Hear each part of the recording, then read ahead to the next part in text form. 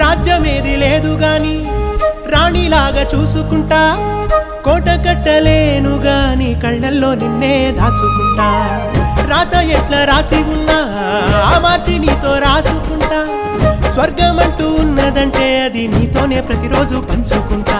నిన్ను గన్న మీ నాన్న కన్నా అల్లారు ముద్దుగా సాదుకుంటా. నీకు కోపం వస్తే కొంత దూరం ఉంటా, నువ్వు గీత గీస్తే నేను దాటనంటా.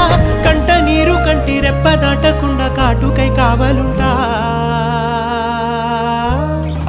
రాంబాయి నీ మీద నాకు మనసాయనే.